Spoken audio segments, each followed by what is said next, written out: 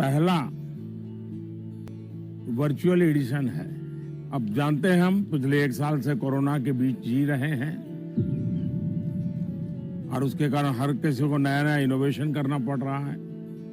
मुझे भी आप लोगों से मिलने का मोह इस बार छोड़ना पड़ रहा है और मुझे भी एक नए फॉर्मेट में आपके बीच आना पड़ रहा है और आपसे रूबरू न मिलना, आपके चेहरे की खुशी न देखना, आपका उमंग और उत्साह न अनुभव करना, ये अपने आप में मेरे लिए बहुत बड़ा लॉस है। लेकिन फिर भी परीक्षा तो है ही है। आप है, मैं हूं, परीक्षा है, तो फिर अच्छा ही है कि हम परीक्षा पे चर्चा कंटिन्यू करेंगे और इस साल भी ब्रेक नहीं लेंगे।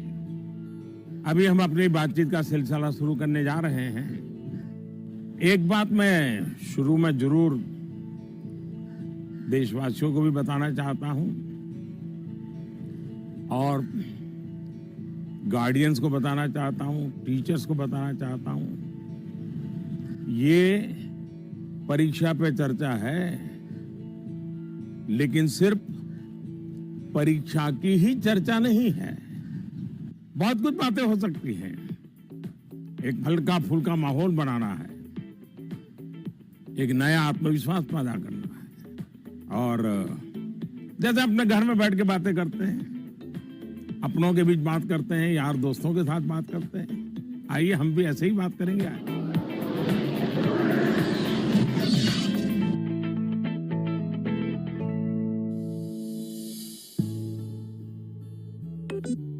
नमस्कार होनरेबल पीएम सर। नमस्कार नमस्कार। मेरा नाम एन पल्लवी है। मैं 9वीं कक्षा पढ़ रही हूँ।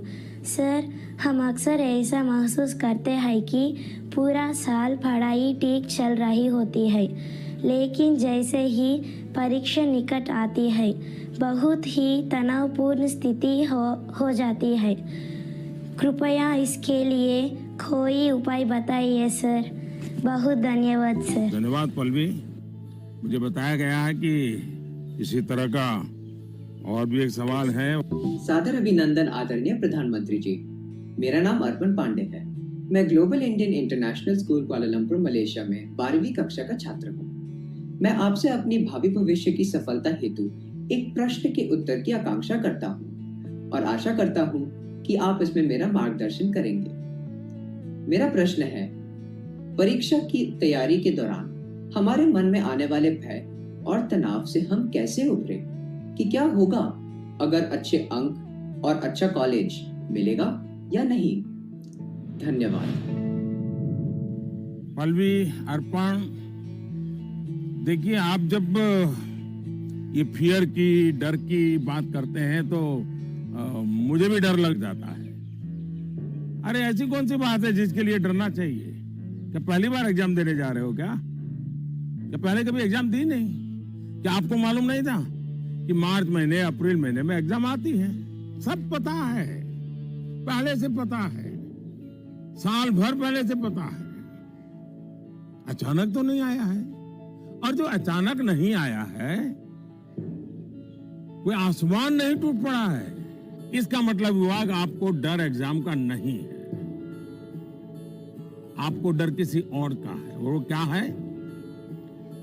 आपके आसपास एक माहौल बना दिया गया है कि यही एग्जाम सब कुछ है, यही जिंदगी है और इसके लिए पूरा सामाजिक वातावरण, कभी कभी स्कूल का वातावरण भी, कभी कभी माँ बाप भी, कभी अपने रिश्तेदार भी एक ऐसा माहौल बना देते हैं, ऐसी चर्चा करते हैं कि जैसे कोई बहुत बड़ी घटना से आपको गुजरना है, बहुत बड़े संकट से गुजरना है।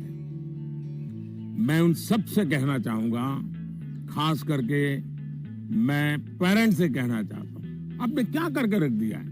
मैं समझता हूं कि ये सबसे बड़ी गलती है।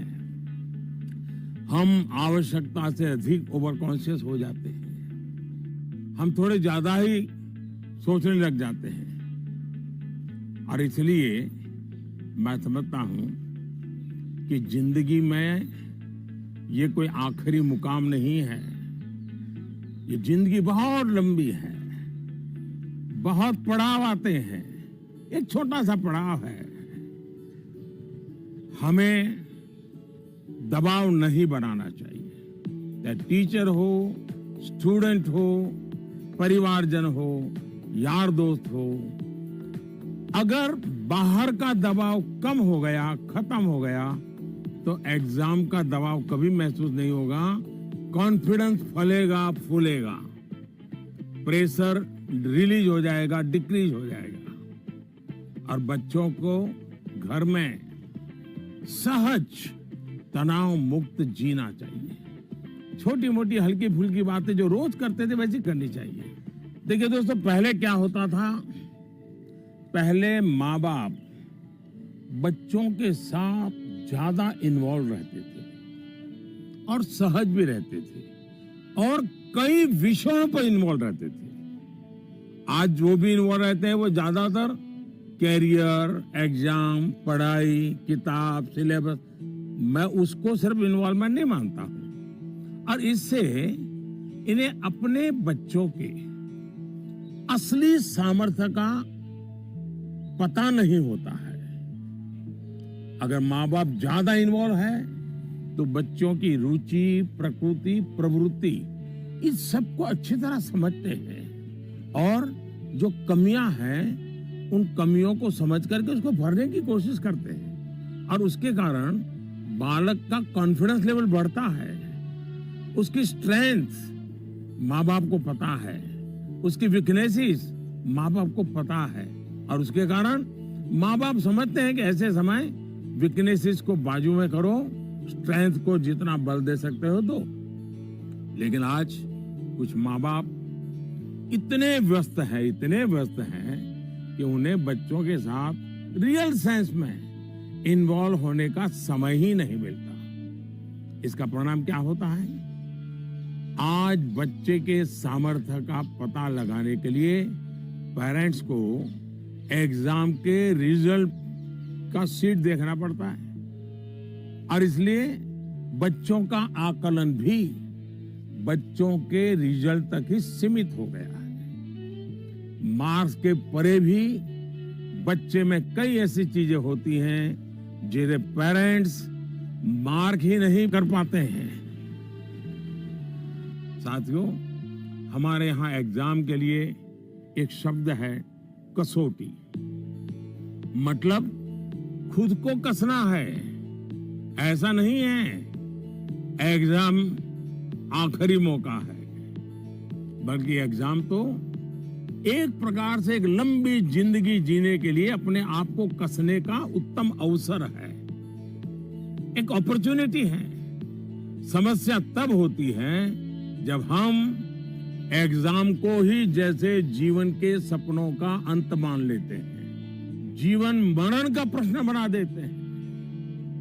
दरअसल एग्जाम जीवन को गढ़ने का एक अवसर है, एक अपॉर्चुनिटी है, एक मौका है।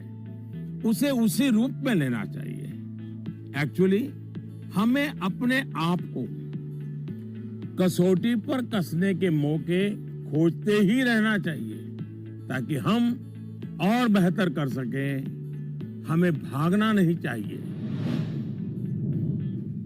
आइए दोस्तों, अगले सवाल की तरफ बढ़ते हैं। माननीय प्रधानमंत्री जी नमस्कार। मेरा नाम पुण्य सुन्या है। मैं कक्षा 11वीं की छात्र हूँ। मेरे विद्यालय का नाम विवेकानंद केंद्र विद्यालय निर्जुली, डिस्ट्रिक्ट पापुमपारे, स्टेट अरुणाचल प्रदेश है। माननीय प्रधानमंत्री जी, कुछ सब्जेक्ट्स और कुछ चैप्टर्स है जिनको लेकर मैं सहज नहीं हूँ, उनसे पीछा चुराने में लगी रहती हूँ। मैं चाहे कितनी भी कोशिश क्यों ना करूँ, मैं उन्हें पढ़ नहीं पाती हूँ। शायद ये इसलिए होता है क्योंकि मुझे उनसे डर लगता है। सर, इस स्थिति को कैसे दूर किया जा सकता है? धन्यवाद सर। चलिए, आंध्र से हम मलेशिया से अब अरुणाचल पहुंच गए और मुझे बताया गया है कि इसी प्रकार का कोई और एक सवाल भी है। माननीय प्रधानमंत्री जी नमस्कार। मेरा नाम विनीता गर्ग है। और मैं SRDAV पब्लिक स्कूल में 25 वर्ष से कार्यरत हूँ। मेरा प्रश्न है, कुछ सब्जेक्ट्स ऐसे हैं जिसमें कई स्टूडेंट्स को डर का सामना करना पड़ता है। इस वजह से वह इनसे बचते हैं। इसके बारे में इतिहास या गणित जैसे विषयों के शिक्षक अच्छी तरह से समझ सकते हैं। टीचर के तौर पर इस स्थिति को और बेहतर बनाने के लिए हम क्या कर सकते हैं? ये कुछ अलग प्रकार का ही विषय मेरे सामने आया। मैं कोशिश करूंगा कि स्टूडेंट्स के मन को छू सकूं और टीचर्स की बात पर गौर के साथ कुछ समाधान बता सकूं। आप दोनों ने किसी खास सब्जेक्ट या चैप्टर से डर की बात कही है। आप लोग अकेले नहीं हैं जिनको इस स्थिति का सामना करना पड़ता हो। हकीकत तो यह है कि दुनिया में एक भी इंसान ऐसा नहीं मिलेगा जिसके ऊपर ये बात लागू न होती हो। मान लीजिए आपके पास बहुत ही बढ़िया 5-6 शर्ट है, लेकिन आपने देखा होगा 1 या 2 शर्ट आपको इतने पसंद आते होंगे, बार बार पहनते हैं। इसका मतलब ये नहीं कि बाकी सब बेकार हैं, फिटिंग ठीक नहीं है, ऐसा नहीं है। उन 2 इतने अच्छे लगते हैं कि आप उसको बार बार पहनते हैं। कई बार तो माँ बाप भी इन चीजों के लिए गुस्सा करते हैं कि कितनी बार इसको पहनोगे। अभी 2 दिन पहले तो पहना था। पसंद नापसंद मनुष्य का स्वभाव है और कभी कभी पसंद के साथ लगाव भी हो जाता है। और इसमें डर की, दुविधा की क्या बात है कि हमने डरना चाहिए? दरअसल होता क्या है, जब आपको कुछ चीजें ज्यादा अच्छी लगने लगती हैं तो उनके साथ आप बहुत कंफर्ट हो जाते हैं, बहुत कंफर्टेबल लगता है, सहज हो जाते हैं। लेकिन जिन चीजों के साथ आप सहज नहीं होते, उनके तनाव में आपकी 80% एनर्जी आप उसी में लगा देते हैं। और इसलिए स्टूडेंट से मैं यही कहूंगा कि आपको अपनी एनर्जी को इक्वली डिस्ट्रीब्यूट करना चाहिए। सभी विषयों में बराबर बराबर। आपके पास पढ़ाई के लिए 2 घंटे हैं तो उन घंटों में हर सब्जेक्ट को समान भाव से पढ़िए। अपने समय को इक्वल डिस्ट्रीब्यूट करिए। साथियों, आपने देखा होगा टीचर्स, माता पिता हमें सिखाते हैं कि जो सरल है वो पहले करें। ये आम तौर पर ये कहा जाता है और एग्जाम में तो खास तौर पर बार बार कहा जाता है जो सरल उसको पहले करो भाई, जब टाइम बचेगा तब वो कठिन है उसको हाथ लगाना। लेकिन पढ़ाई को लेकर मैं समझता हूं ये सलाह आवश्यक नहीं है और उपयोगी भी नहीं है। मैं जरा इन चीज को अलग नजरिए से देखता हूं।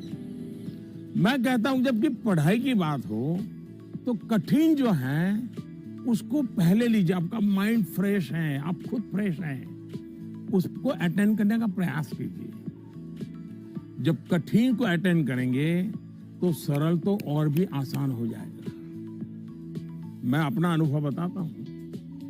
जब मैं मुख्यमंत्री था, तो प्रधानमंत्री बना, तो मुझे भी बहुत कुछ पढ़ना पड़ता है, बहुत कुछ सीखना पड़ता है, बहुतों से सीखना पड़ता है, चीजों को समझना पड़ता है। तो मैं क्या करता था, जो मुश्किल बातें होती है, जिसके निर्णय थोड़े गंभीर होते हैं, मैं मेरे सुबह जो शुरू करता हूं तो कठिन चीजों से शुरू करना पसंद करता हूं।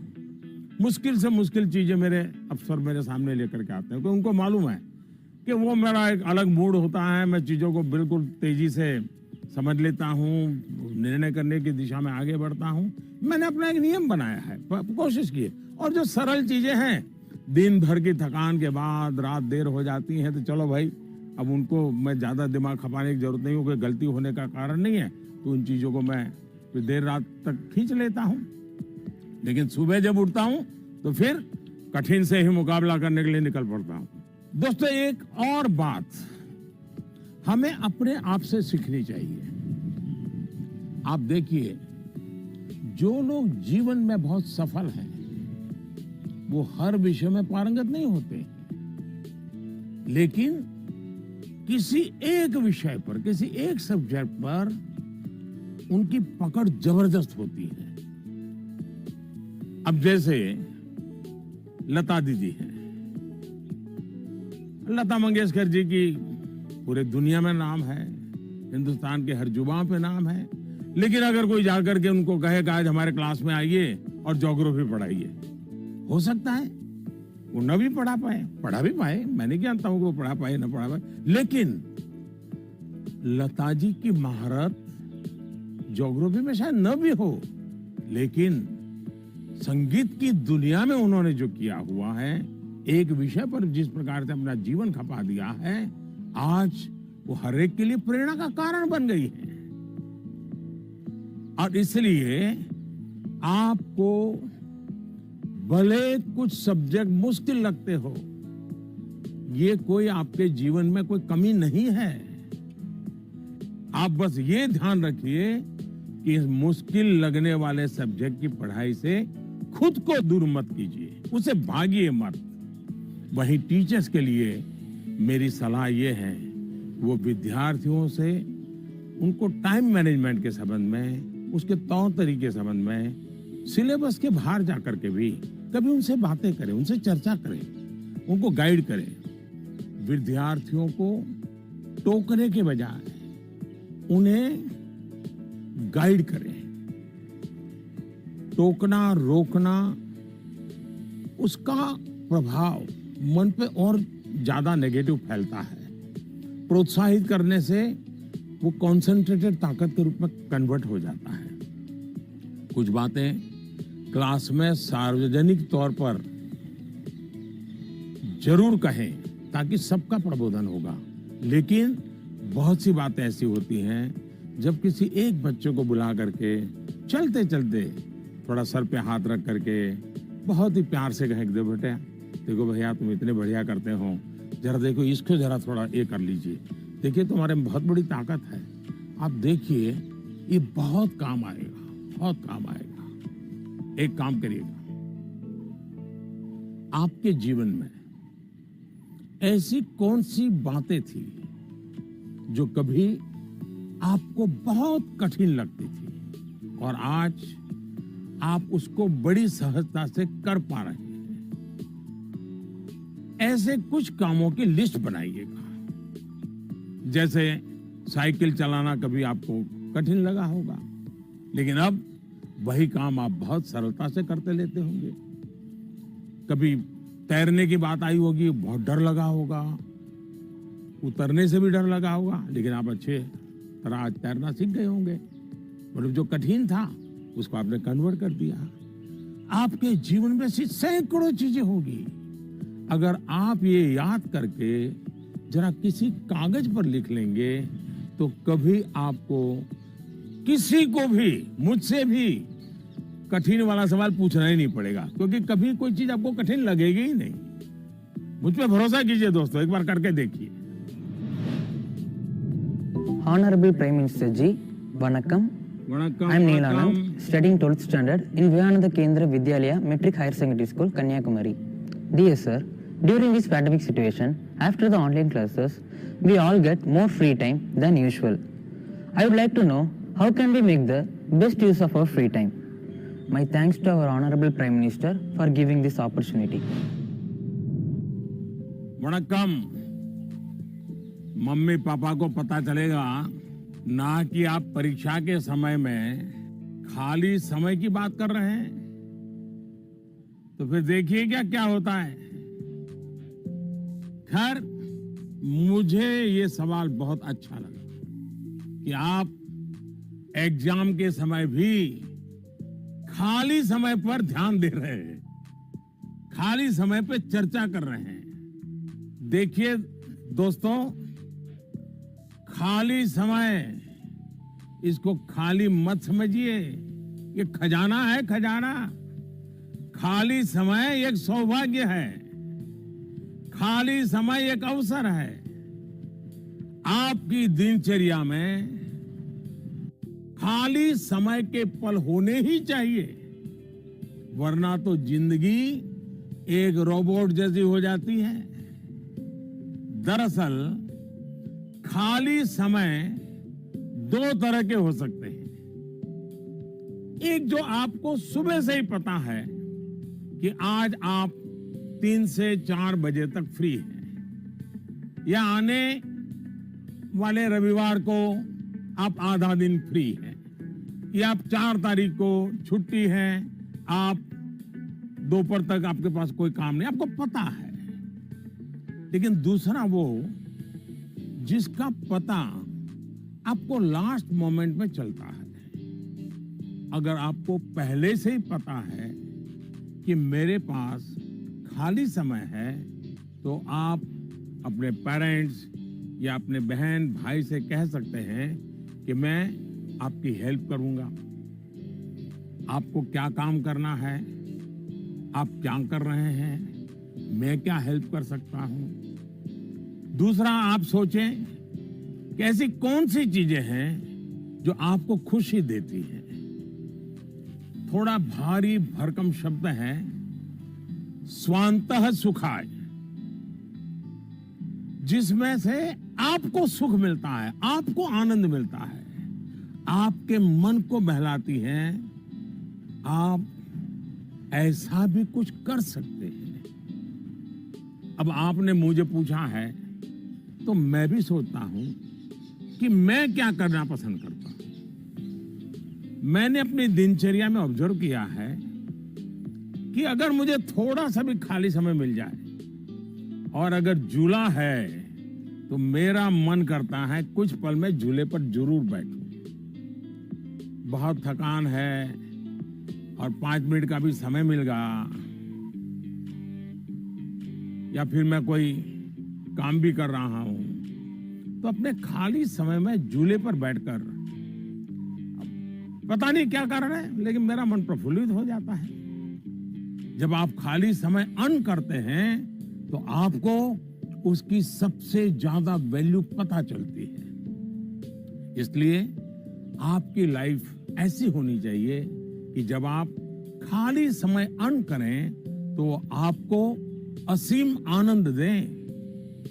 यहां यह भी ध्यान रखने की जरूरत है कि खाली समय में किन चीजों से बचना चाहिए, नहीं तो वही चीज सारा समय खा जाएगी, पता भी नहीं चलेगा, और अंत में रिफ्रेश रिलैक्स होने के बजाय आप तंग आ जाएंगे, थकान महसूस करने लगेंगे। एक और मुझे लगता है कि खाली समय में हमें अपनी क्यूरियोसिटी, जिज्ञासा बढ़ाने की और ऐसी कौन सी चीजें हम कर सकते हैं जो शायद बहुत प्रोडक्टिव हो जाएगी। आपकी माँ या पिता अगर खाना बना रहे हैं, उसे ऑब्जर्व कीजिए।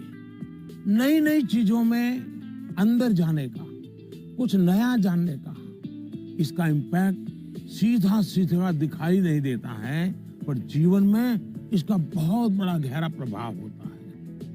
फ्री टाइम का एक और बेस्ट यूज हो सकता है कि आप कुछ गतिविधियों से अपने आप को जोड़ें, जिसमें आप को एक्सप्रेस कर पाए, आपकी यूनिकनेस को बाहर ले आ सके, जिसमें आप अपनी इंडिविजुअलिटी से जुड़ सके। ऐसा करने के बहुत से तरीके हैं और आप भी ऐसे बहुत से तरीके जानते हैं। स्पोर्ट्स हैं, म्यूजिक है, राइटिंग है, पेंटिंग है, स्टोरी राइटिंग है। आप बहुत कुछ कर सकते हैं। अपने थॉट्स को, इमोशंस को एक्सप्रेस करने का एक क्रिएटिव तरीका दीजिए, अवसर दीजिए। नॉलेज का दायरा कई बार वहीं तक सीमित होता है जो आपको उपलब्ध है, जो आपके आसपास है, लेकिन क्रिएटिविटी का दायरा नॉलेज से भी बहुत दूर तक आपको ले जाता है, बहुत विस्तार के फलक पर ले जाता है। क्रिएटिविटी आपको उस क्षेत्र में ले जा सकती है जहां पहले कभी कोई नहीं पहुंचा जो नया हो। हमारे यहाँ कहा जाता है, जहां न पहुंचे रवि वहां पहुंचे कवि। ये क्रिएटिविटी की तो बात है।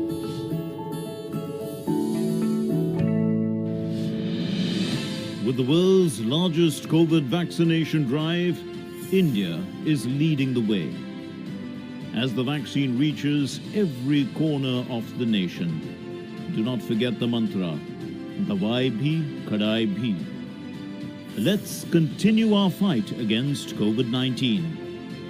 Vaccination along with social distancing, sanitization and masks. Mask up, India! Put your mask on and cover your nose and be safe. Mask up, India.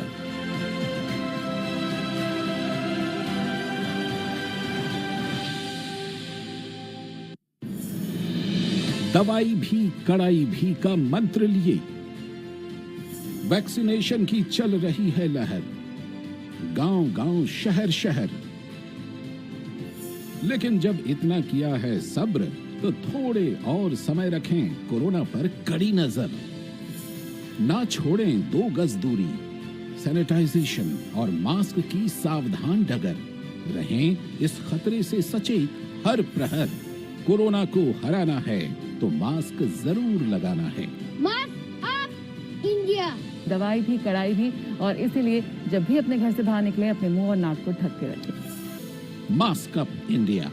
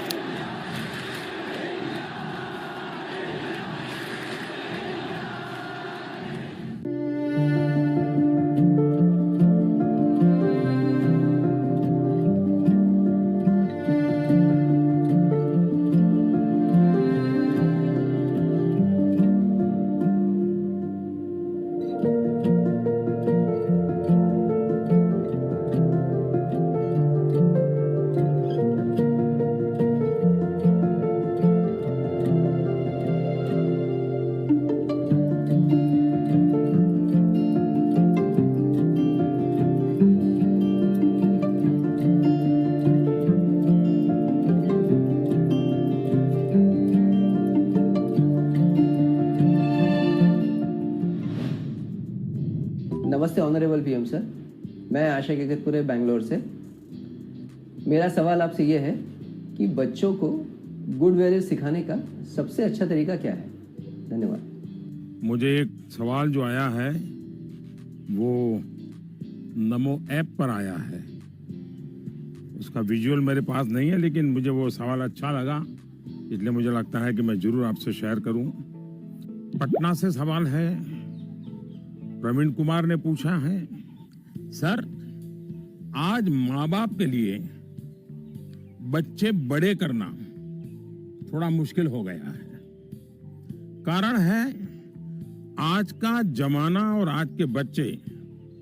ऐसे में हम कैसे ये सुनिश्चित करें कि हमारे बच्चों का व्यवहार, आदतें और चरित्र अच्छा हो। प्रवीण कुमार एक जागरूक पिता के रूप में शायद मुझे पूछ रहे हैं। बड़ा कठिन सवाल है मेरे लिए। मैं कहूंगा कि पहले तो आप स्वयं चिंतन करें, आत्मचिंतन करें। क्या ऐसा तो नहीं है कि जीवन जीने का जो तरीका आपने चुना है, आप चाहते हैं वैसी ही जिंदगी आपके बच्चे भी जिए और थोड़ा सा भी उनमें बदलाव आता है तो आपको लगता है कि पतन हो रहा है, वैल्यूज का ह्रास हो रहा है। मुझे बराबर याद है, एक बार मैं स्टार्टअप से जुड़े हुए नौजवानों से मैंने एक समारोह किया। तो बंगाल की एक बेटी जिसने स्टार्टअप शुरू किया है अपनी पूरी कैरियर छोड़ करके, तो उसने अपना अनुभव बताया, वो मुझे हमेशा याद रहता है। उस बेटी ने कहा कि मैंने अपनी नौकरी छोड़ दी, कैरियर छोड़ दी और स्टार्टअप शुरू किया, और मेरी माँ को जब पता चला तो मेरी माँ ने तुरंत कहा सर्वनाश। यानी इतना माँ को झटका लगा, लेकिन बाद में वो बेटी स्टार्टअप में बहुत सफल रही थी। आपको सोचना चाहिए कि आप अपने भाव विश्व में अपने बच्चों को जकड़ने का प्रयास तो नहीं कर रहे हैं, और इसलिए आपका परिवार, आपकी परंपराएं, उसमें मूलभूत मूल्यों को कैसे जोड़ दें, हमें आइडेंटिफाई करना चाहिए। जैसे हमारे यहाँ कहा जाता है, जन सेवा ही प्रभु सेवा है। ये हमारे शास्त्रों में मूल्य के रूप में है। लेकिन आपके घर में पूजा पाठ तो बहुत होती है, दुनिया को दिखता है कि आप बहुत धार्मिक हैं, रिचुअल से भरा जीवन है, लेकिन आप जनसेवा में कहीं नजर नहीं आते हैं। अब जब आपकी संतान यह विरोधाभास देखती है तो उसके मन में कॉन्फ्लिक्ट शुरू हो जाता है, सवाल खड़े हो जाते हैं, और सवाल उठना स्वाभाविक में है। उसी प्रकार से भी हमारे मूल्य हैं कि जीव मात्र से परमात्मा का वास है। उसी प्रकार से हम सबकी मान्यता है, और हमें यह सिखाया गया है, हमारे जीवन मूल्य के रूप में प्रस्थापित हो चुका है, और हमारी सोच है कि जीव मात्र में परमात्मा का वास है। लेकिन आपके घर में जो काम करने आते हैं, झाड़ू पोछा लगाने आते हैं, लिफ्ट चलाने वाला होता है, आपको स्कूल में छोड़ने वाला ऑटो रिक्शा ड्राइवर है, क्या कभी आपने उनसे उनके सुख दुख की चिंता और चर्चा की है? क्या कभी आपने पूछा, वे आपके परिवार में तो किसी को कोरोना नहीं हुआ है ना, आपके परिवार के तो सब सुखी है ना, आप जिस गांव से आए हो उस गांव में तो सब ठीक है ना? क्या आपने कभी पूछा है? अगर आप ऐसा करते तो आपको अपने बच्चे को मूल्य नहीं सिखाने पड़ते। मैं आप पर सवाल नहीं खड़े कर रहा, एक सामान्य व्यवहार की बात कर रहा। कुछ लोग वाकई ऐसा नहीं करते। बच्चे का बर्थडे होता है, बहुत सारी तैयारियां होती हैं। कितने लोग अपने घर में काम करने वालों से कहते हैं कि जो भी काम करना है 5 बजे तक पूरा कर दो, 6 बजे जब मेहमान आना शुरू हो जाएंगे तब तुम भी हमारे परिवार के मेहमान के रूप में कपड़े पहन करके, अच्छे कपड़े पहन करके परिवार के सबको लेकर के आ जाना। आप देखिए, आप उनसे क्या कहते हैं? आज घर में बहुत से मेहमान जाने वाले हैं, देर तक रुकना पड़ेगा। आप ऐसा कहने के बजाय क्या कहते हैं? देखो, कल बहुत मेहमान आने वाले हैं, बहुत काम है, तुम घर बता के आ जाना, देर से आऊंगा, देर से आऊंगी। यानी आपका बच्चा देख रहा है कि इतना बड़ा उत्सव है घर में, लेकिन वो जो मेरे लिए मेहनत करते हैं दिन रात, वो तो इसमें हिस्सेदार ही नहीं है, और तभी उस बच्चे के मन में टकराव शुरू होता है। मैं आपको एक और उदाहरण देता हूं। हम कहते हैं बेटा बेटी एक समान, ये मूल्य है हमारे यहाँ देव रूप की जो कल्पना की गई है, उसमें स्त्री भगवान का उतना ही महत्व है।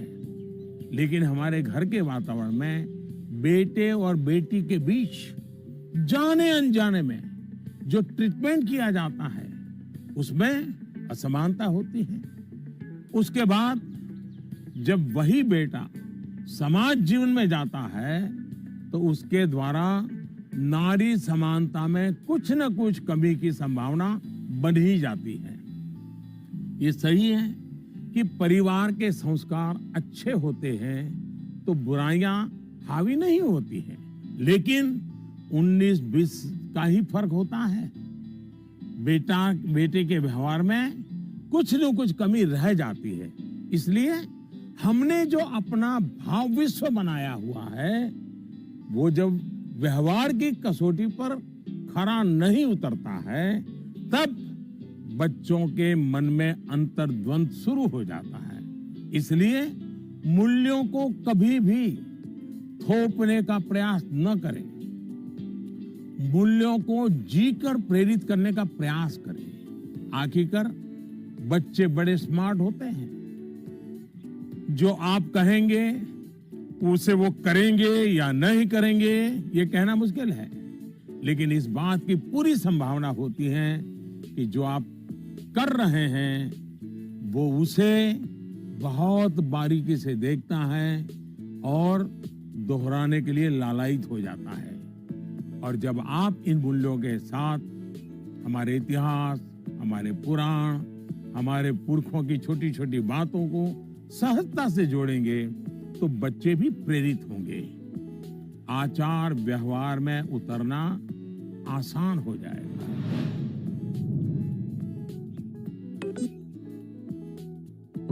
नमस्कार सर, मैं प्रतिभा गुप्ता, कुंदन विद्या मंदिर लुधियाना से। सर, मेरा आपसे सवाल ये है कि हमें हमेशा काम करवाने के लिए बच्चों के पीछे भागना पड़ता है, तो हम कैसे उन्हें सेल्फ मोटिवेटेड बना सकते हैं ताकि वे अपनी चीजें खुद करें? धन्यवाद। आप बुरा न माने तो मैं जरा इस विषय में आपसे अलग राय रखता हूं। मुझे लगता है कि बच्चों के पीछे इसलिए भागना पड़ता है क्योंकि उनकी रफ्तार हमसे ज्यादा है। ये बात सही है कि बच्चों को सिखाने की, बताने की, संस्कार देने की जिम्मेदारी परिवार के सबकी है, लेकिन कई बार बड़े होने के बावजूद हमें भी तो जरा मूल्यांकन करना चाहिए। हम एक सांचा तैयार कर देते हैं और बच्चे को उसमें ढालने की कोशिश करते रहते हैं और समस्या यहीं से शुरू होती है। हम इसे सोशल स्टेटस का सिंबल बना देते हैं। अक्सर माता पिता अपने मन में कुछ लक्ष्य तैयार कर लेते हैं, कुछ पैरामीटर बना लेते हैं और कुछ सपने भी पाल लेते हैं। फिर अपने उन सपनों और लक्ष्यों को पूरा करने का बोझ बच्चों पर डाल देते हैं। हम अपने लक्ष्यों के लिए बच्चों को जाने अनजाने में, माफ करना मुझे, मेरा शब्द कहीं कठोर लगेगा, जाने अनजाने में हम बच्चों को इंस्ट्रूमेंट मानने लगते हैं। और जब बच्चों को उस दिशा में खींचने में विफल हो जाते हैं तो ये कहने लगते हैं कि बच्चों में मोटिवेशन और इंस्पिरेशन की कमी है। किसी को भी मोटिवेट करने का पहला पार्ट है ट्रेनिंग, प्रॉपर ट्रेनिंग। एक बार बच्चे का मन ट्रेन हो जाएगा तब उसके बाद मोटिवेशन का समय शुरू होगा।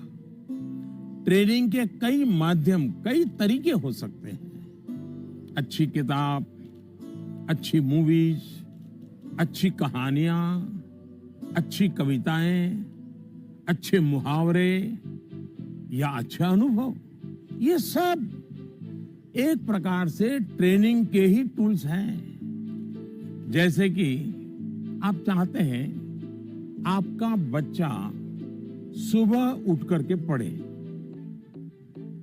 आप उसे कहते हैं, बोलते भी हैं, डांटते भी हैं, लेकिन आपको सफलता नहीं मिलती। लेकिन क्या आपके घर में कभी ऐसी किताबों की चर्चा होती है जिसमें इनडायरेक्टली सुबह उठने के फायदों की चर्चा हो? हमारे यहाँ आध्यात्मिक जीवन के लोग ब्रह्म मुहूर्त से ही उनका दिवस प्रारंभ हो जाता है और वो उसी के नॉर्म्स का पालन करते हैं। तो दूसरी ओर आजकल 5 AM क्लब की भी चर्चा होती है। क्या आपने ऐसी किसी किताब की घर में चर्चा की है या कोई ऐसी मूवी या डॉक्यूमेंट्री देखी है जिसमें इस बारे में वैज्ञानिक तरीके से, तर्कबद्ध तरीके से, इमोशंस के साथ बातें बताई गई हो? ये एक बार करके देखिए। सुबह उठने के लिए बच्चे की ट्रेनिंग खुद ही हो जाएगी। एक बार मन ट्रेन हो गया, मन में बच्चा समझ गया कि सुबह उठने का क्या फायदा है, तो फिर वो खुद मोटिवेट होने लगेगा। यही तो एनवायरनमेंट क्रिएशन होता है जिसकी घर में सबसे ज्यादा जरूरत है। आप बच्चे के बचपन का वो समय याद करिए जब आप उसको गोद में लेते थे। मान लीजिए आपकी जेब में पेन है या आपने चश्मा पहना है, बच्चा उसे खींचता है, चश्मा उतारता है, तो आप क्या करते हैं? आप बच्चे को अगर चश्मा वापस लेने की कोशिश करते हैं तो वो रोता है, पेन वापस लेने की कोशिश करते हैं तो रोता है। तो समझदार माँ बाप क्या करते हैं? उसको एक बड़ा बॉल उसके सामने खड़ा कर देते हैं, लेकर के खड़े हो जाते हैं। बच्चा क्या करता है? चश्मे छोड़ देता है, पेन छोड़ता है, बड़ा बॉल खेलने के लिए ले लेता है, न रोता है। आसानी से आप सॉल्यूशन निकाल देते हैं। आप उसका माइंड डाइवर्ट करके उसे ज्यादा पसंद की दूसरी पॉजिटिविटी देकर उसे मोटिवेट करते थे। ये जो काम आपने पहले किया है जब बच्चा बिल्कुल छोटा था, वही काम आप अब भी कर सकते हैं। आपने सुना होगा, एक दीप से जले दूसरा। आपका बच्चा पर प्रकाशित नहीं होना चाहिए। आपका बच्चा स्वयं प्रकाशित होना चाहिए। बच्चों के अंदर जो प्रकाश आप देखना चाहते हैं, वो प्रकाश उनके भीतर से प्रकाशमान होना चाहिए और वो आपके जागरूक सक्रिय प्रयासों से संभव है। आप अपने एक्शंस में जो बदलाव दिखाएंगे वो बच्चे बहुत बारीकी से ऑब्जर्व करेंगे। यहां एक और बात की ओर मैं आपका ध्यान दिलाऊंगा। बच्चों को कभी भी भय पैदा करके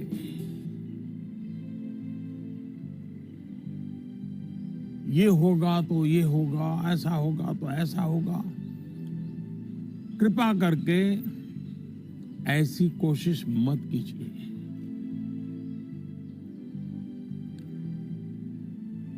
एक प्रकार से वो तरीका लगता तो बहुत आसान है, लेकिन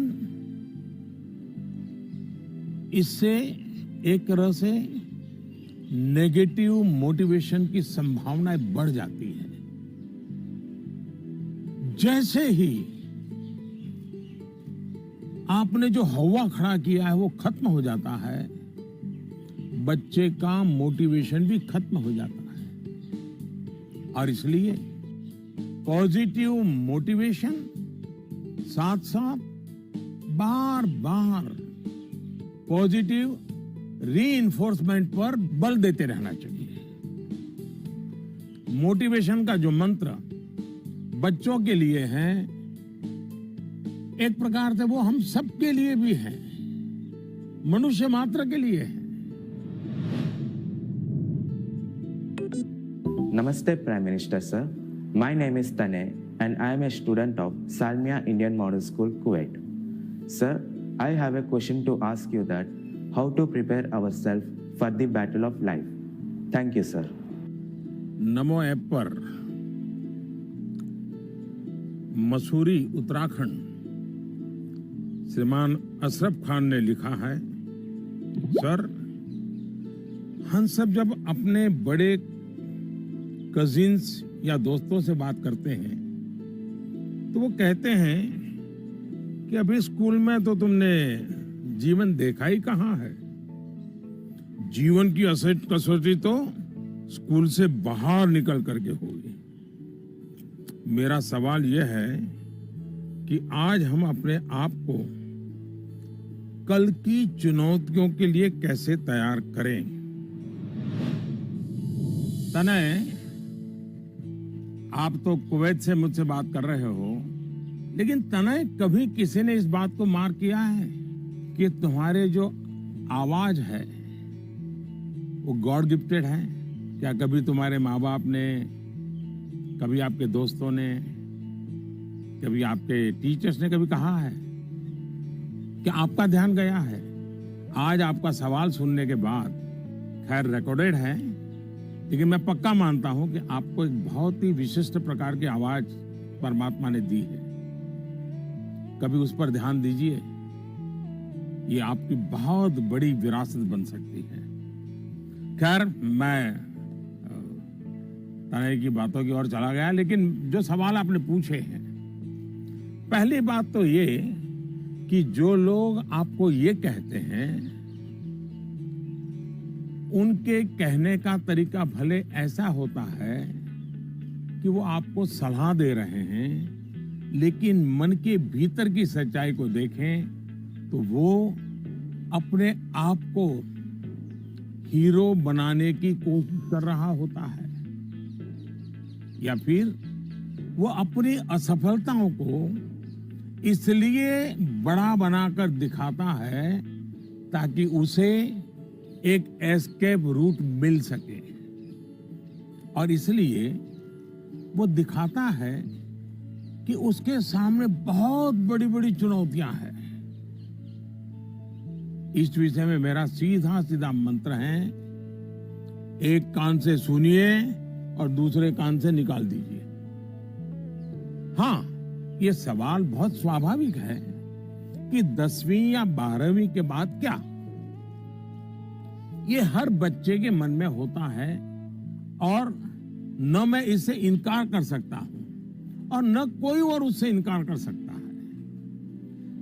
बहुतों के लिए ये सवाल चिंता और निराशा फैलाने वाला हो सकता है। दुर्भाग्य से आज के चकाचौंध भरे युग में सेलिब्रिटी के कल्चर के कारण और उसका प्रभाव होने के कारण स्टूडेंट लाइफ में एक धारणा बन गई है कि जो टीवी पर आता है, जिसकी अखबारों में चर्चा होती है, वैसा कुछ बनना है, वैसा कुछ करना है। ये बुरी बात नहीं है, लेकिन जीवन की सच्चाई से ये बहुत दूर है। ये जो प्रचार माध्यमों में 1000-2000 लोग हमारे सामने आते हैं, दुनिया इतनी छोटी नहीं है। इतनी बड़ी विश्व व्यवस्था, इतना लंबा मानव इतिहास, इतनी तेजी से हो रहे परिवर्तन बहुत सारे अवसर लेकर के आते हैं। जीवन की सच्चाई ये है कि जितने लोग हैं उतनी विभिन्नताएं हैं, जितने लोग हैं उतने अवसर भी है। हमें अपनी जिज्ञासा का दायरा बहुत बड़ा करने की आवश्यकता है, उसको विस्तार देने की आवश्यकता है, और इसलिए आवश्यक है कि 10वीं क्लास में, 12वीं क्लास में भी आप अपने आसपास के जीवन को ऑब्जर्व करना सीखिए। आपके आसपास इतने सारे प्रोफेशन हैं, नेचर ऑफ जॉब्स हैं, और बदलते हुए नेचर ऑफ जॉब्स हैं। खुद को ट्रेन करिए, अपने स्किल बढ़ाइए और उसका लाभ उठाइए। करियर के चुनाव में एक पक्ष ये भी है कि बहुत से लोग जीवन में इजी रूट की तलाश में रहते हैं। बहुत जल्दी वाहवाही मिल जाए, आर्थिक रूप से बड़ा स्टेटस बन जाए, ये इच्छा ही जीवन में कभी कभी, हर बार नहीं लेकिन कभी कभी अंधकार की शुरुआत भी करने का कारण बन जाती है।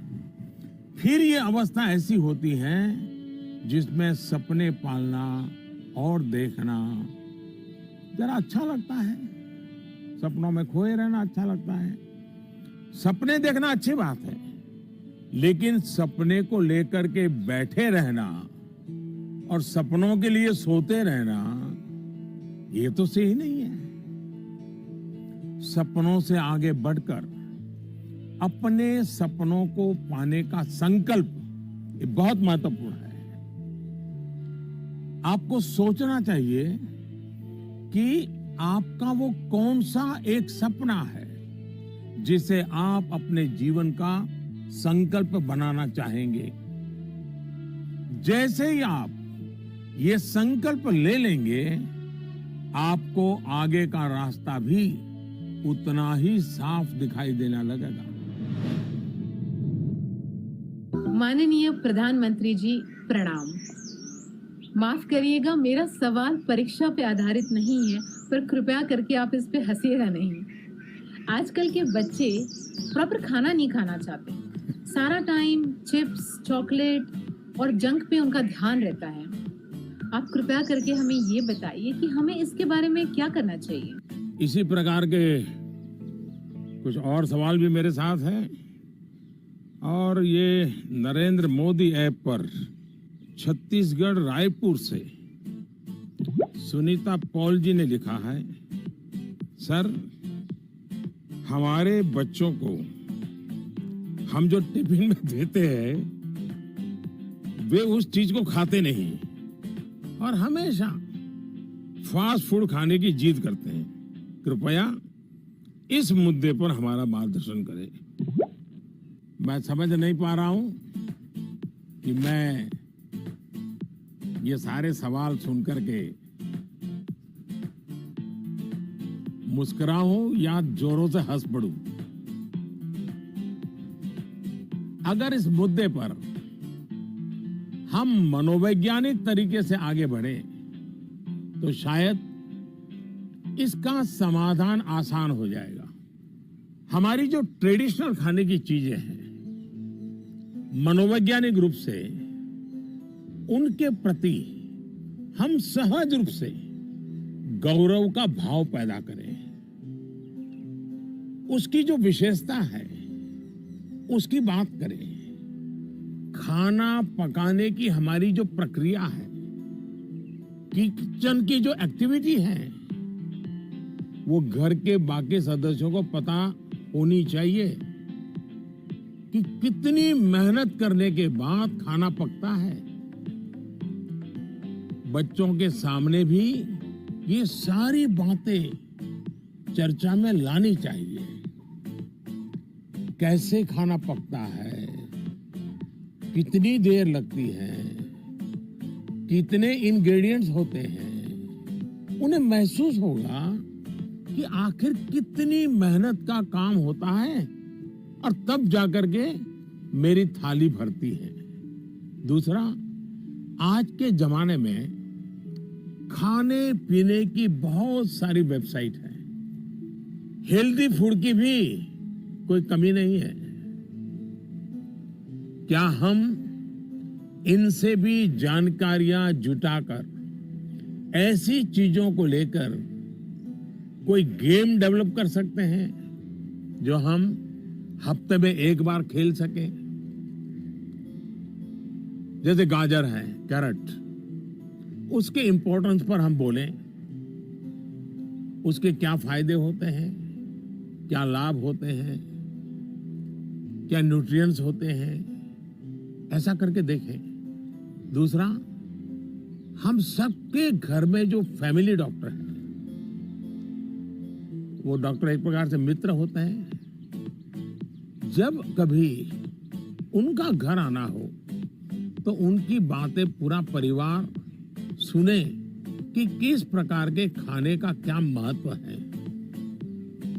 न्यूट्रिएंट्स कहां से मिलते हैं, क्या खाना चाहिए, वो बता सकते हैं कि आपके घर में क्या प्रॉब्लम हेरिडिटरी है और उनसे बचने के लिए क्या खाना आवश्यक है। इससे भी बच्चों को फायदा होगा। तीसरा, आप टीचर से रिक्वेस्ट कर सकते हैं कि आप बच्चों में ये क्या आपको तकलीफ हो रही है, खास करके खाने के विषय में, टीचर को समझाइए, टीचर को विश्वास में लीजिए। आप देखिए टीचर बड़ी कुशलता से कथा कहते कहते, बात करते करते, हंसी मजाक में उसके दिमाग में भर देगा कि ये क्यों करना चाहिए। और टीचर के कहने का बच्चों पर अलग ही असर होता है। हमें भी कुछ कुछ नए एक्सपेरिमेंट करते रहना चाहिए। मैंने काफी ऐसे उदाहरण देखे हैं जहां परिवार में ट्रेडिशनल खाना ही बच्चों को मॉडर्न रंग रूप में बनाकर दिया जाता है, तो उससे बच्चों में भी उसको लेकर एक स्वाभाविक आकर्षण पैदा होता है। खैर, ये मेरे सिलेबस के बाहर का विषय है, लेकिन हो सकता है शायद मेरी कुछ बातें काम आ जाए आपको।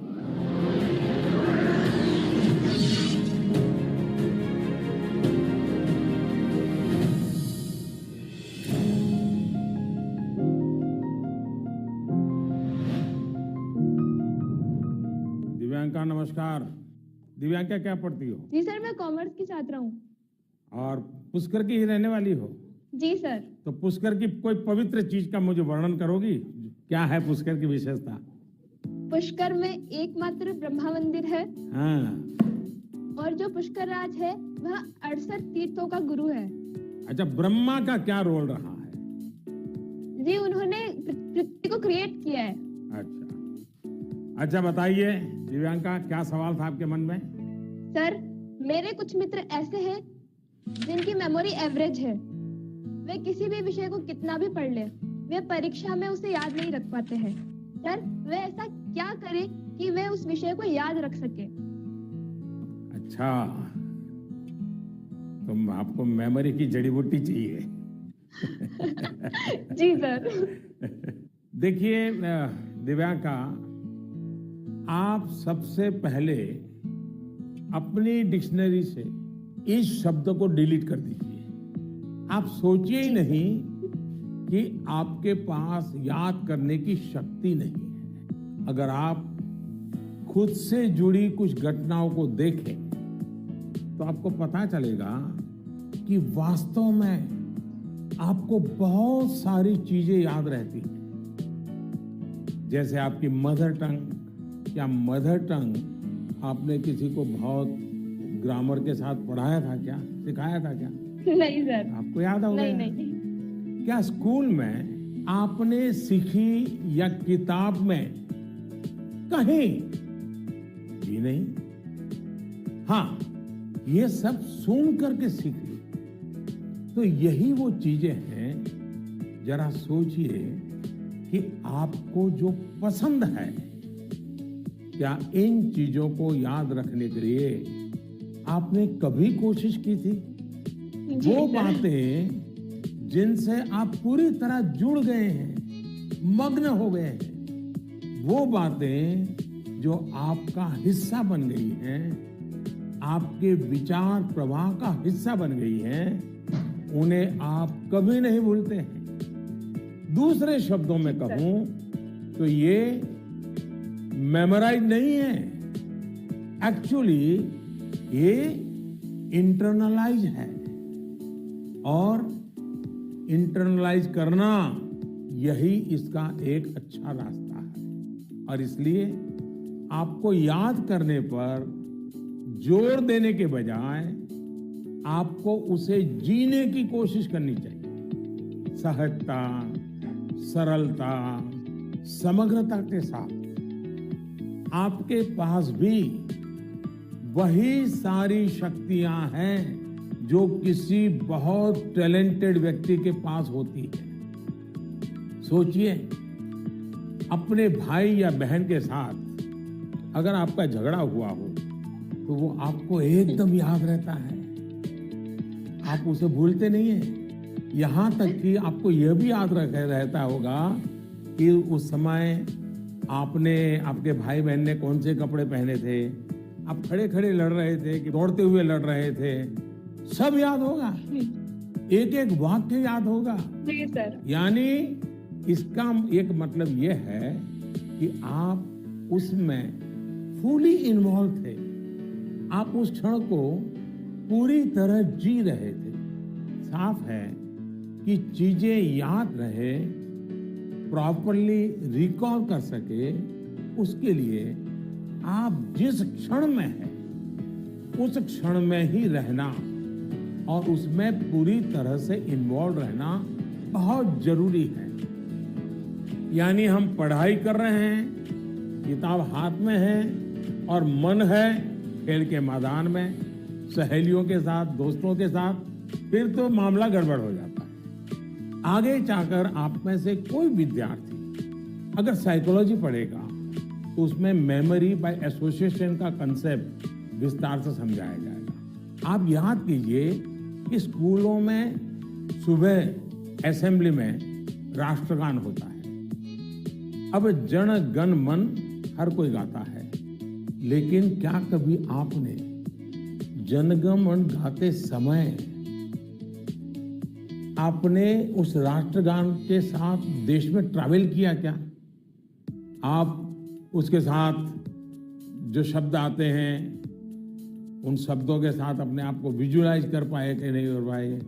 पंजाब को, गुजरात को, महाराष्ट्र को, बंगाल को मन ही मन राष्ट्रगान गाते समय ट्रैवल किया क्या? आपको एकदम से याद होना शुरू हो जाएगा।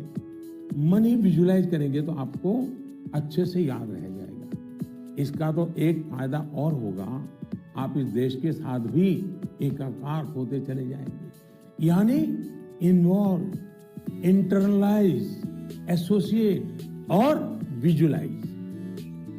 मेमोरी को शार्प करने के लिए इस फॉर्मूले पर आप चल सकते हैं। मैं आपको एक और उदाहरण देता हूं। आपके पास नोटबुक्स होती हैं, अलग अलग विषयों की किताबें होती हैं। आप जब भी घर से निकले ये तय करके निकले कि बैग में इतने नंबर पर इस विषय की नोटबुक होगी और इतने नंबर पर इस विषय की किताब होगी। चौथे नंबर पे हो सकती है, तीसरी पर हो जाए। और आपने अगर 3 नंबर पर हिस्ट्री की किताब रखी है, 5 नंबर पर भूगोल की किताब रखी है, तो जब भी आप हिस्ट्री की किताब निकालने जाएं तो बिल्कुल आंख बंद करके 3 नंबर की किताब निकालते हैं आप। देखिएगा आपका कॉन्फिडेंस लेवल कितना बढ़ जाएगा। चलिए, मुझे अच्छा लगा, आपसे बात करने का मौका मिला और मैं राजस्थान के लोगों को भी और पुष्कर की पवित्र धरती को भी आज यहाँ से नमन करता हूँ। बहुत बहुत धन्यवाद।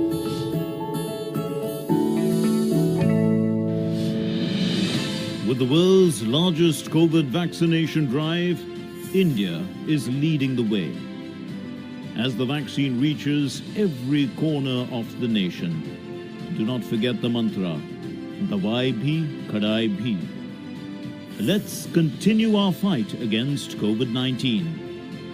Vaccination along with social distancing, sanitization and masks. Mask up, India! Put your mask on and cover your nose and be safe. Mask up, India.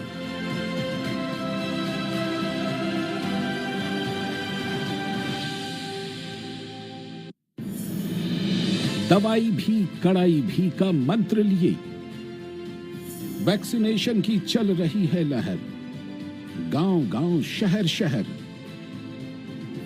लेकिन जब इतना किया है सब्र तो थोड़े और समय रखें कोरोना पर कड़ी नजर। ना छोड़ें 2 गज दूरी, सैनिटाइजेशन और मास्क की सावधान डगर। रहें इस खतरे से सचेत हर प्रहर। कोरोना को हराना है तो मास्क जरूर लगाना है। Mask up, India! दवाई भी कड़ाई भी, और इसीलिए जब भी अपने घर से बाहर निकले अपने मुंह और नाक को ढक के रखें। Mask up India.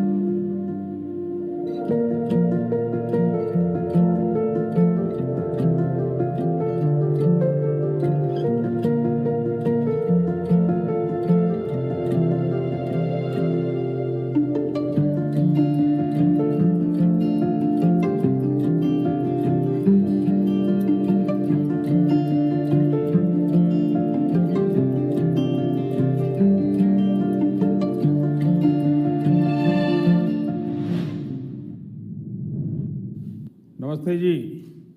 नमस्कार सर। हाँ बताइए।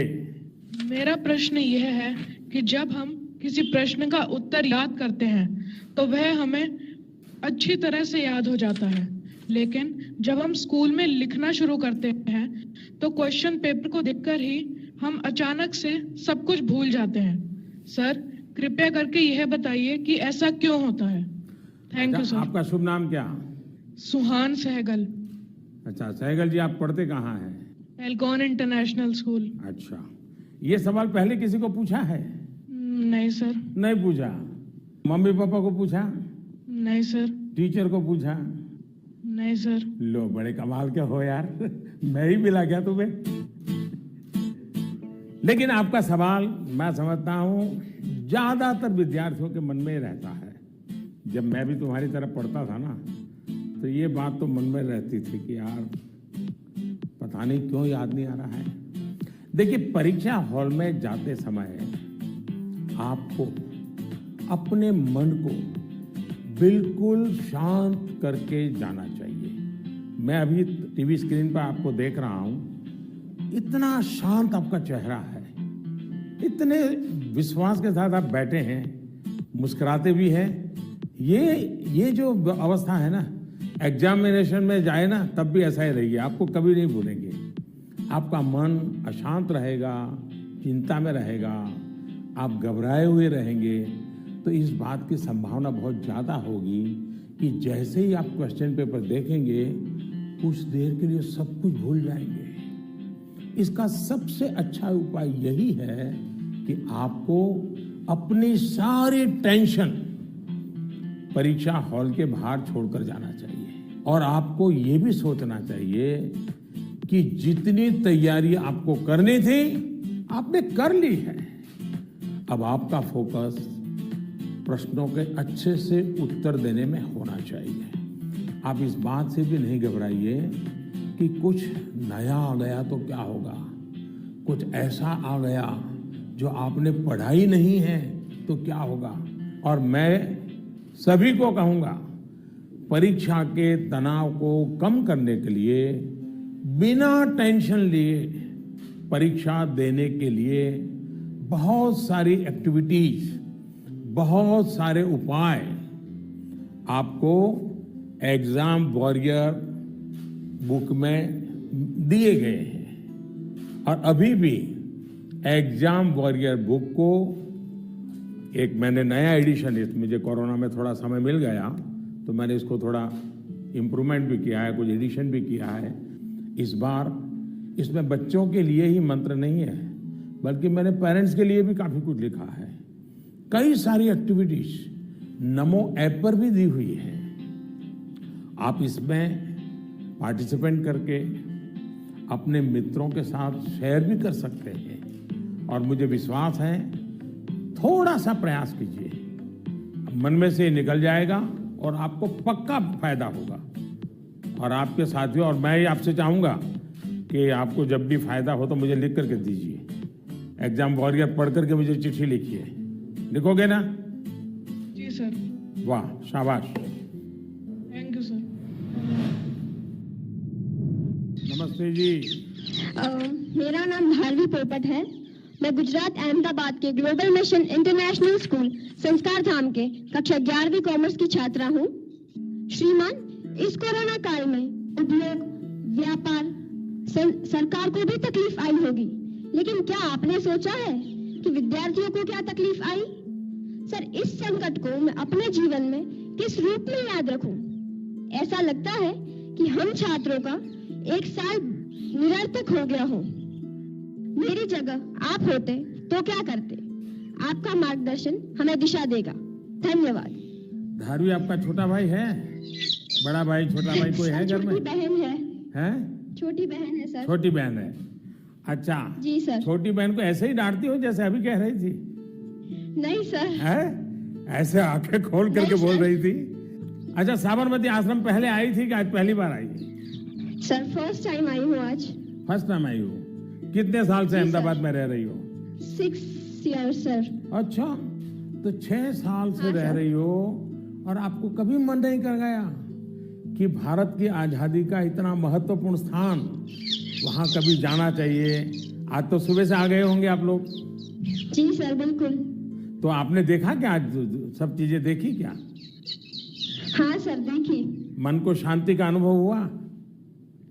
हाँ सर, बहुत शांति का अनुभव हुआ। देखिए, जा करके अपने संस्कार धाम के दोस्तों को भी कहो कि साबरमती आश्रम जाना चाहिए, और अपने परिवार और मित्रों के भी कहो कि साबरमती आश्रम जाना चाहिए और वहां की शांति का अनुभव करना चाहिए। कुछ पल मौन वहां बैठना चाहिए। करोगे? हाँ सर। अच्छा, अब आप चलिए, आपके सवाल पर आता हूँ। मैं तो एकदम से धारवी को उपदेश ही देने लग गया था। देखिए, आपकी बात बिल्कुल सही है। जहां तक कोरोना का प्रश्न है, मैं तो इसे इस रूप में देखता हूं कि जो गलती आपने नहीं की, उसका खामियाजा आपको उठाना पड़ा।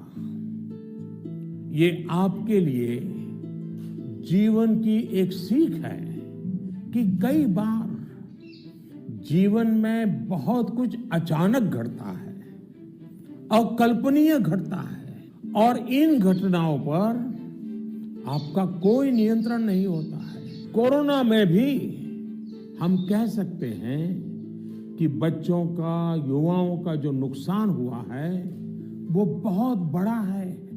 बचपन के लिए तो 1 साल का नुकसान बड़ी इमारत की नींव में एक खालीपन जैसा है।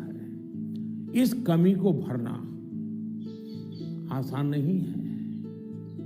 स्कूल एज मतलब हंसना, खेलना, मिट्टी में खेलना, मिट्टी उछालना, गर्मी, सर्दी, बरसात, हर चीज का आनंद, दोस्तों के साथ, क्लासरूम में, टीचर के साथ गप्पे मारना, बातें करना, घर की छोटी सी भी घटना चारों दौर एकदम से बता देना, उनके बीच रहना, ये सब जीवन की विकास यात्रा के लिए बहुत अनिवार्य होता है। इन सब चीजों से आप सहज ही कितना कुछ सीख सकते हैं। आपको भी लगता ही होगा, कोरोना काल के पहले का समय आप याद करते होंगे तो सोचते होंगे कि कितना कुछ मिस किया है। लेकिन कोरोना काल में अगर काफी कुछ खोया है तो बहुत कुछ पाया भी है। कोरोना की सबसे पहली सीख तो यही है कि आपने जिस चीज को, जिन जिन लोगों को मिस किया, उनकी आपके जीवन में कितनी बड़ी भूमिका है, ये इस कोरोना काल में ज्यादा पता चला है। आपको इस बात का एहसास हुआ कि किसी को भी फॉर ग्रांटेड नहीं लेना चाहिए। खेलकूद हो, स्कूल में फिजिकल क्लासेस हो, या फिर आपके घर के पास सब्जी बेचने वाले, कपड़े प्रेस करने वाले, पास के बाजार के दुकानदार, जिन लोगों को, जिन बातों को आपने रूटीन समझ लिया था, उनका जब मिस करते हैं तब उनका सबका महत्व हम सबको अनुभव होता है, आपको भी पता चला है। इसलिए इस दिशा में आपको लगातार जागरूक रहना चाहिए और लाइफ लॉन्ग इस लेसन को याद रखना चाहिए। कोरोना के बाद भी इन चीजों की उपेक्षा नहीं करनी चाहिए। वहीं आपको यह भी याद रहना चाहिए, जीवन को सच्चे अर्थ में जीने के लिए कितनी कम चीजों की जरूरत होती है। दूसरा, इस एक साल में आपको कहीं ना कहीं जाने अनजाने में आपको खुद के भीतर झोंकने का, खुद को जानने का एक अवसर भी मिला होगा। कोरोना काल में एक और बात ये भी हुई है कि हमने अपने परिवार में एक दूसरे को ज्यादा नजदीकी से समझा है। कोरोना ने सोशल डिस्टेंसिंग के लिए मजबूर किया, लेकिन परिवारों में इमोशनल बॉन्डिंग को भी इसने मजबूत किया है। कोरोना काल ने यह भी दिखाया है कि एक संयुक्त परिवार की ताकत क्या होती है, घर के बच्चों के जीवन निर्माण में उनका कितना रोल होता है। मैं चाहूंगा कि सोशल साइंस के लोग, हमारी यूनिवर्सिटीज इस पर रिसर्च करें, कोरोना काल के फैमिली लाइफ पर स्टडी करें, कैसे इस संकट से मुकाबला करने में संयुक्त परिवार ने समाज को ताकत दी। इस पहलू को खंगाले। कोरोना आने के बाद ये जो आयुर्वेदिक काढ़ा, पौष्टिक भोजन, साफ सफाई, इम्यूनिटी, ऐसे अनेक महत्वपूर्ण विषयों पर हम सबका ध्यान गया है। इन सब के लिए लोगों ने जो जो किया, वो अगर पहले से करते आ रहे होते तो शायद परेशानी इससे भी कम होती। लेकिन अच्छा है, अब ये बदलाव लोगों ने अपने जीवन में शामिल कर लिया है, और इसलिए मैं यही कहूंगा, ये बहुत बड़ी बात है कि परिवार के बच्चे ऐसे गंभीर पहलुओं पर सोच रहे हैं, बात कर रहे हैं। धन्यवाद बेटा, धन्यवाद। नमस्कार। माननीय प्रधानमंत्री महोदय, সকলো অসমবাসী ৰাইজৰ ফালৰ পৰা মই অভিনন্দন জ্ঞাপন কৰিলোঁ। माननीय प्रधानमंत्री महोदय, मैं कृष्टि सैकिया केंद्र विद्यालय IIT गुवाहाटी की 10वीं कक्षा की छात्रा हूँ और समस्त असम वासियों की ओर से आपको प्रणाम। सर, नई पीढ़ी के एक बच्चे के तौर पर हम अपने पेरेंट्स और अपने बीच की जनरेशन गैप को हमेशा कम करना चाहते हैं। तो प्राइम मिनिस्टर सर, हम ये किस प्रकार कर सकते हैं? कृपया अपने मार्गदर्शन दीजिए। क्या नाम बताया बेटा? सर, कृष्टि सैकिया। इतनी बढ़िया हिंदी कैसे बोल लेती हो? धन्यवाद सर। चलिए, आपका सवाल तो बहुत अच्छा है। एक विद्यार्थी के रूप में आपने जो सवाल पूछा है, उसके लिए मैं आपकी बहुत सराहना करता हूं। ये बताता है कि आप उस मुद्दे को लेकर कितने संवेदनशील हैं।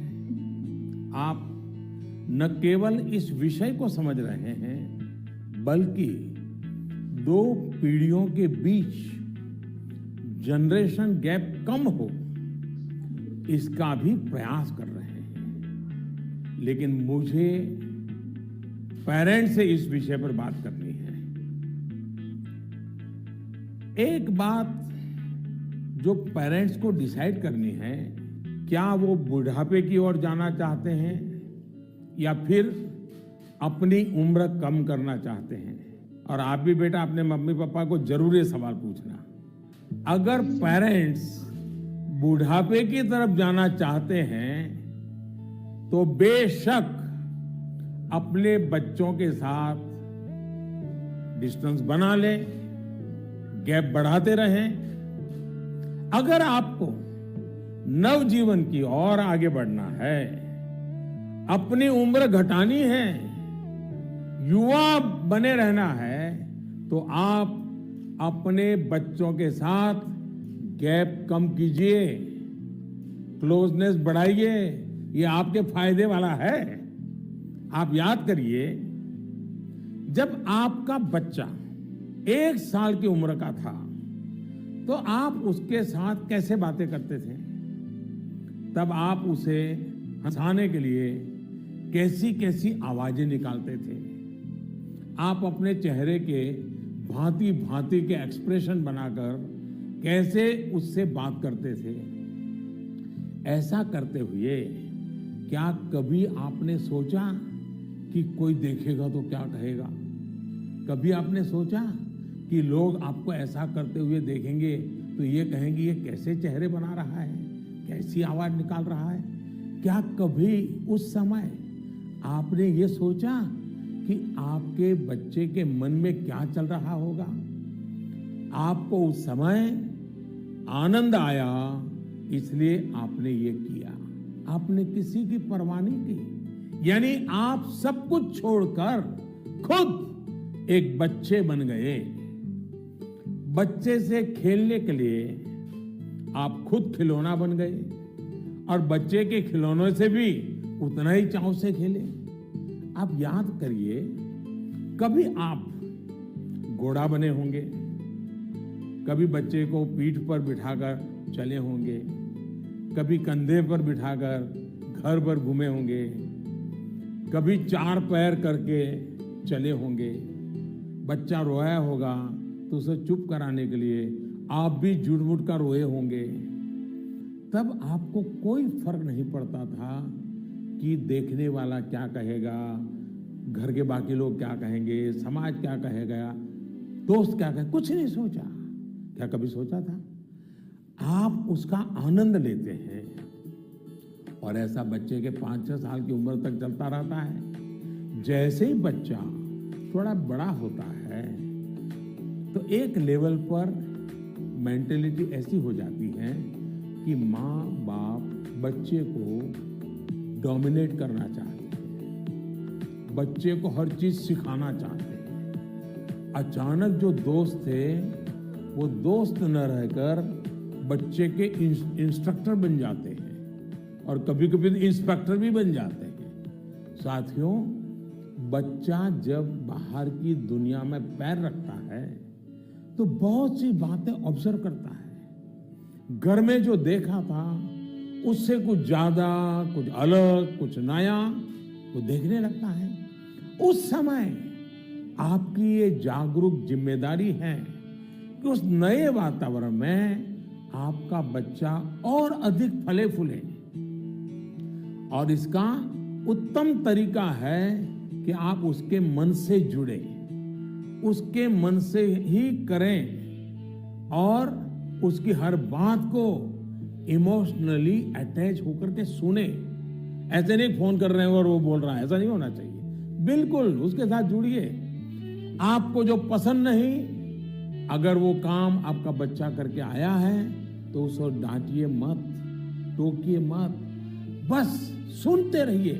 सुनते समय उसको लगना चाहिए कि आप उसको कितना प्यार करते हैं। हाँ, लेकिन जो चीज अच्छी नहीं है उसको मन में रजिस्टर करके रखिए। और ये ग्रोइंग एज के बच्चों के लिए करना बहुत जरूरी होता है। आप जितना हो सके उसकी बात सुनिए, उसकी बात समझिए।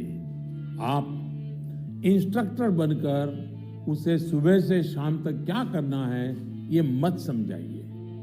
बार बार ये मत पूछिए कि मैंने ये कहा था, क्या क्या किया। बस अपनी आंखें खुली रखिए, कान खुले रखिए, उस पर ध्यान रखिए। उसमें सुधार से जुड़ी जो बातें आपने रजिस्टर की हैं, जो आपको ठीक नहीं लगा, उसे ठीक करने के लिए बहुत विचार करके एक एनवायरनमेंट क्रिएट करिए ताकि उसे खुद ही लगे कि वो कहाँ गलत कर रहा है। जब माँ बाप बच्चों के साथ हम उम्र बनकर ही जुड़ते हैं तो कोई इश्यू नहीं होता है। जैसे बच्चा कोई नया गाना सुन रहा है, कोई नया म्यूजिक सुनकर आनंद ले रहा है, तो आप भी उसके साथ उस आनंद में शामिल होने की कोशिश करिए। आप उसको मत कहो कि 30 साल पहले हमारे जमाने में तो वो गाना था, हम वो बजाएंगे। नहीं, ऐसा मत करो। वो जो गाना उसको पसंद है, आप उससे जुड़िए, आनंद लीजिए ना। ये समझने की कोशिश तो करिए कि आखिर ऐसा क्या है उस गाने में कि आपका बच्चा उसे पसंद कर रहा है। लेकिन होता क्या है कि हम देखते हैं ठीक इसी समय कुछ माता पिता ये कहने लगते हैं कि ये क्या बेकार का गाना सुन रहे हो, असली म्यूजिक तो हमारे समय में होता था। अब तो जो बनता है वो सिर्फ शोर शराबा होता है। होता क्या है कि बच्चा आप पर आकर के आपको कोई बात बताता है। वो बताता है कि आज स्कूल में हमने ये किया, तो कहीं आप अपनी ही कहानी लेकर तो नहीं बैठ जाते हैं कि अरे ये तो ऐसे ही, क्या है, क्या नई चीज है, ये तो वैसा ही है। अपने बच्चे के साथ उसकी जनरेशन की बातों में उतनी ही दिलचस्पी दिखाइएगा, आप उसके आनंद में शामिल होंगे तो आप देखिएगा जनरेशन गैप कैसे खत्म हो जाती है। और शायद जो बात आप कहना चाह रहे हैं वो उसके समझ में भी आ जाए। और इसलिए जनरेशन गैप को कम करने के लिए बच्चों और बड़ों को एक दूसरे को समझना होगा, खुले मन से गपशप करनी होगी, खुलकर बातें करनी होगी, समझना होगा, सुनना होगा और फिर आपको बदलने की तैयारी भी रखनी होगी। चलिए, असम से इतना बढ़िया सवाल मुझे मिला, जरा मैं लंबा ही जवाब दे गया, लेकिन मुझे अच्छा लगा। बहुत बहुत धन्यवाद बेटा। धन्यवाद सर। नमस्ते सर। नमस्ते। I am Shreyan Roy of class 10. I study in Central Model School, Barakpur, Kolkata. Sir, in the exam season, what scares us more is that what happens after exam. What will happen if our result does not come so good? Is failure in examination is actually the failure in our life too? अरे यार, ऐसा कैसे सोचते हो, हैं? अगर आप exam warrior किताब पढ़ते तो ये सारे सवालों के जवाब आप खुद ही लोगों को दे देते। लेकिन आपका सवाल महत्वपूर्ण है और शायद ऐसे सवाल बार बार उठते भी हैं और बार बार जवाब देने भी होते हैं। एक बार कहने से बात बनने वाली नहीं है। और मैं ये बात पूरे खुले मन से कहना चाहता हूं कि दुर्भाग्य से शिक्षा के क्षेत्र में और पारिवारिक जीवन में सोचने का दायरा इतना सिमट गया है। परीक्षा में आपके जो नंबर आए वो आपकी योग्यता का पैमाना नहीं हो सकते। भारत ही नहीं, दुनिया में आप ऐसे बहुत से सफल लोगों को देखेंगे जो क्लास में नंबरों में भले अच्छे नहीं थे, लेकिन आज वो अपनी फील्ड में सर्वश्रेष्ठ हैं। ये परीक्षा सिर्फ एक पड़ाव है। इस परीक्षा में नंबर कम आने का मतलब ये नहीं होना चाहिए कि आपके जीवन में बहुत बड़ा नुकसान हो गया। हाँ, भविष्य में आपको जिस एक चीज से आपको बचकर रहना चाहिए उसके बारे में मैं आपको जरूर बताऊंगा। एक नई तरह की कुरीति आ रही है समाज में, जिसे हम डेस्टिनेशन फीवर कह सकते हैं। मतलब दूसरे अगर किसी एक डेस्टिनेशन पर हैं तो उन्हें देखकर अपना डायरेक्शन तय करना। आपका कोई रिश्तेदार कहीं जाकर सफल हुआ, आपको लगता है वहां जाकर आप भी सफल हो जाएंगे। कोई असफल हुआ तो आपको लगता है हम भी उसी फील्ड में गए तो असफल हो जाएंगे। हमें लगता है वो स्टूडेंट इस दिशा में गया, इस क्षेत्र में गया, ये बना, उस क्षेत्र में उसने ये नाम कमाया, तो हम भी वही करेंगे, तभी हमारा जीवन सफल होगा। ये सोच सही नहीं है दोस्तों।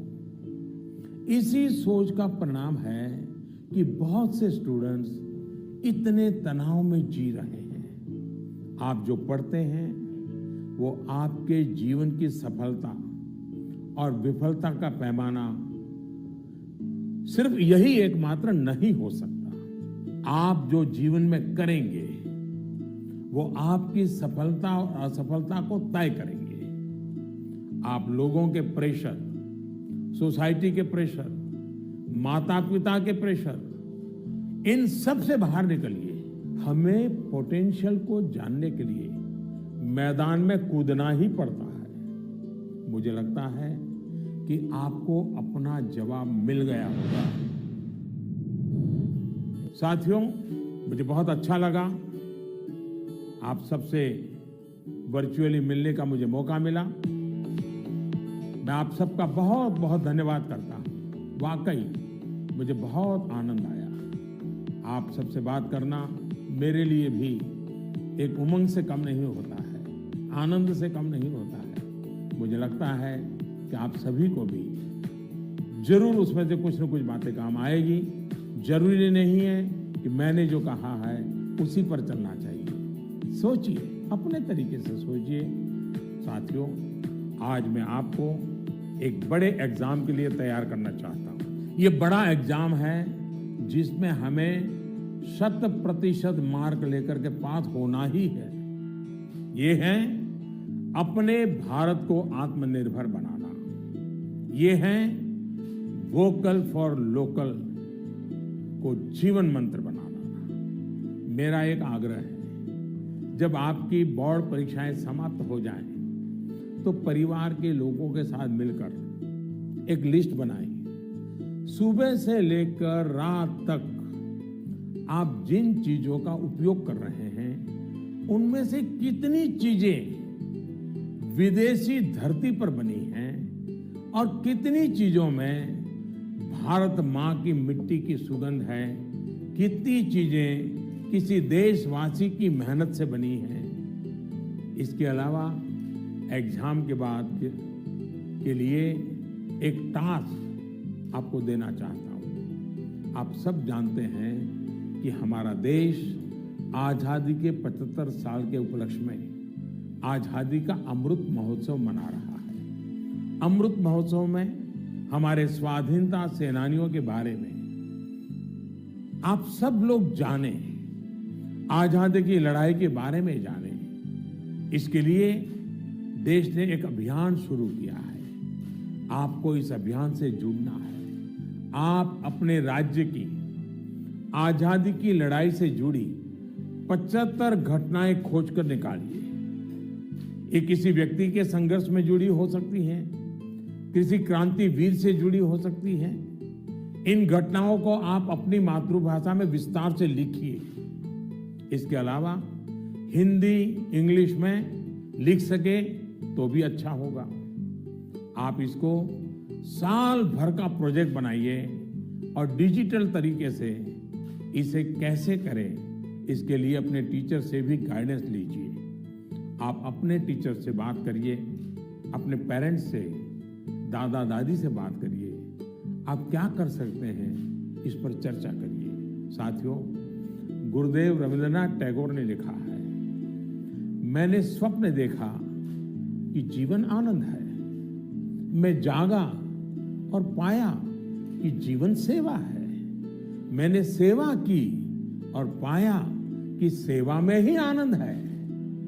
आप खुद भी देखिए, जब हमारी इच्छाएं, हमारे लक्ष्य देश की सेवा से जुड़ जाते हैं तो हम करोड़ों जीवनों से जुड़ जाते हैं। इसलिए बड़े सपने रखने हैं, देश के लिए सोचना है। मुझे पूरा भरोसा है आप ये एग्जाम बहुत अच्छे मार्क्स से पास करेंगे। उसके बाद जीवन में बहुत आगे जाएंगे। इसलिए खूब पढ़िए, खूब खेलिए, खूब मस्ती करिए। रिजल्ट के बाद मुझे अपने संदेश भी जरूर भेजिएगा, मुझे इंतजार रहेगा। इन्हीं शुभकामनाओं के साथ सभी मेरे युवा साथियों का, नन्हे नन्हे दोस्तों का बहुत बहुत धन्यवाद। अनेक अनेक शुभकामनाएं।